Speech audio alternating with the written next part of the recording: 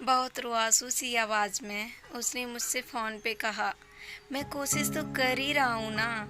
यहाँ पे छुट्टी नहीं देते ये लोग मुझे। बस काम काम काम, ऐसे बंद गया हूँ मैं, कुछ नहीं कर सकता। इतना सुनते ही उसने कॉल रख दी, क्योंकि ये दूरियां कहीं ना कहीं उसका दम घोंट रही थी। उसको पता है ये अक्षित की मजबूरी है, वो जानबूझ के नहीं कर रहा, लेकिन फिर भी यार, एक इंसान अपने आप को कहाँ तक रोके, कहाँ तक समझाए। श्रेया ने पहले ही अक्षित को ये बात बोली थी कि वो लॉन्ग डिस्टेंस में नहीं रह सकती, पर वक्त ने किया ऐसा सितम। ना चाहते हुए भी डिस्टेंस लॉन्ग हो ही गया, और अब बस उसकी जिंदगी का एक ही मकसद था, इंतजार इंतजार इंतजार। खैर, उसने फोन रखा और जोर जोर से रोने लगी। अक्षित को 15 मिनट का लंच करने के लिए ब्रेक मिला था। उसने ना कुछ खाया ना ही पिया। श्रेया से बात करने में पूरे 15 मिनट निकाल दिए। अब उसको वापस काम पे जाना था। अब वो काम ही कर रहा था कि अचानक श्रेया का एक मैसेज आया, वॉमिटिंग का बहाना करके बाहर आओ, कुछ इमरजेंसी है। वो अचानक घबरा गया कि ऐसा क्या हो गया होगा। वो अपने सीनियर से वॉमिटिंग का बहाना करके बाहर की तरफ निकला और श्रेया को कॉल करी। श्रेया ने कॉल पिक करी और वो बोली, आपका सारा टाइम मुझसे बात करने में निकल गया। सुबह से कुछ नहीं खाया आपने, कुछ खा लो प्लीज। इतनी मीठी आवाज में ऐसे केयरिंग वर्ड सुन के अक्षित की आंखें भर आईं और उसने प्यार से उसको आई लव यू बोला और कहा, तुम्हारी आवाज भी यही बता रही है कि तुमने कुछ नहीं खाया है, चलो साथ में खाते हैं।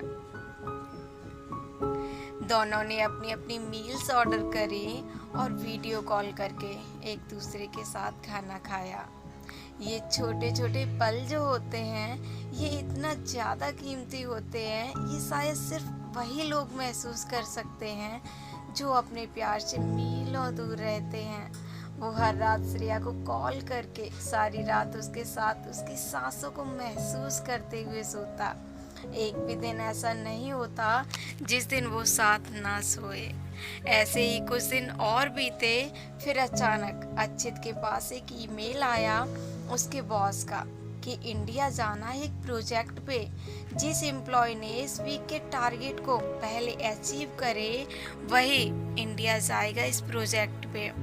अक्षित को एक छोटी सी उम्मीद दिखी, लेकिन अपने पिछले 4 हफ्तों के रिजल्ट उठा के देखने तो उसको लगा नहीं कि वो ये कर पाएगा। पर कोई बात नहीं, उसने श्रेया को इस बारे में कुछ नहीं बताया और उस दिन से जी तोड़ के मेहनत करने लगा। उसने कई क्लाइंट से मीटिंग करी और बिजनेस भी निकालना शुरू किया।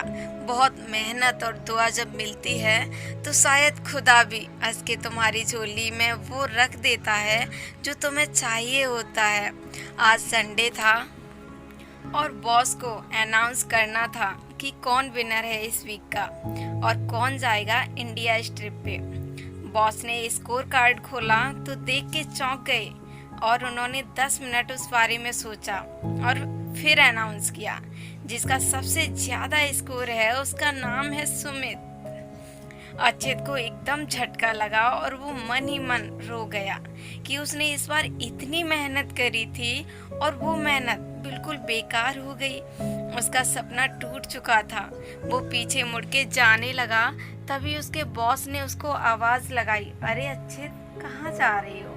उसने कहा, कहीं नहीं सर, अपने केबिन में जा रहा हूँ। बॉस ने कहा, भाई इंडिया जाने की तैयारी में कुछ हेल्प चाहिए हो तो बता देना। वो कुछ समझा नहीं और उसने कहा, मतलब? बॉस ने कहा, एक वीक में तुमने सबसे ज्यादा क्लाइंट से मीटिंग करने का रिकॉर्ड बनाया है। सुमित भले ही ज्यादा बिजनेस लाया पर तुम ज्यादा मीटिंग्स निकाली, इसलिए मैंने डिसाइड किया है कि तुम दोनों इस बिजनेस ट्रिप पे इंडिया जाओगे। इतना सुनते ही जो वो कूदा है खुशी से और जो उसने टेबल पे खड़े होके ब्लेजर निकाल के डांस किया है, वो मंजर देखने लायक था। बस अब तैयारी करनी थी इंडिया जाने की। श्रेया को इस बारे में कुछ पता नहीं था। अक्षित 2 साल बाद श्रेया से मिलने वाला था। 2 साल बाद उसने नेक्स्ट वीकेंड की फ़्लाइट बुक करी और इस बीच श्रेया से बात करके उसके प्लान्स को समझता कि वो आगे क्या करने वाली है।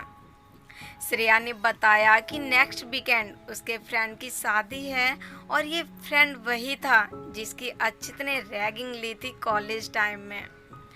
लेकिन उसके बाद जो दोनों काफ़ी अच्छे दोस्त बन गए थे।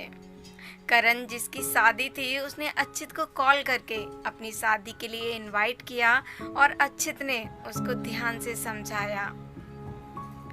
अब जो समझाया वो करण बखूबी समझ गया। समझ के उसने बस एक बात बोली, तेरे लिए कुछ भी मेरी जान। अक्षित का एक्साइटमेंट आसमान फाड़ के बाहर निकल चुका था। वो दिन करीब आ चुका था। दिन की फ्लाइट बुक करी थी क्योंकि दिन में वो ऑफिस होती है और उसको पता भी नहीं चलेगा कब अक्षित आया। सेफली लैंड करने के बाद उन्होंने होटल्स में चेक इन किया। रात तक उसने सारी तैयारी कर ली थी। रात होते ही श्रेया रेडी होके घर से निकली और अक्षित अपने होटल रूम से। श्रेया वेन्यू के पास पहुंची ही थी कि अचानक उसको उसकी फ्रेंड दिख गई और वो उनसे हाय हेलो करने लगी, झप्पियाँ पप्पियाँ पाने लगी। बस अक्षित वेन्यू के पीछे से सीधे उस रूम में पहुंचा जहां करण की दुल्हनिया रेडी हो रही थी और वो कोई और नहीं, करण की कॉलेज वाली गर्लफ्रेंड ही थी। अक्षित को देख के वो सरप्राइज हो गई क्योंकि वो बंदा पिछले 2 साल से अपने देश नहीं आया था। वो शादी में क्या ही आता। अक्षित ने उसको कॉन्ग्रेचुलेट किया और उसके लिए एक गिफ्ट लाया था वो दिया और कहा अगर श्रेया आई तो उसको बताना मत मैं यहाँ आया था। बस वो वेन्यू से निकल के सीधे करण के घर पहुंचा ताकि वो बारात के साथ आ सके झूमते गाते। श्रेया और उसकी सभी सखियां बारात का वेट कर रही थी। तभी उन्हें दूर से बैंड बाजों की आवाज़ सुनाई दी। उन्हें वो रस्म जो होती है घोड़ी से उतर के पैसे देने वाली, उसकी तैयारी के लिए एंट्रेंस पे जाके खड़ी हो गई।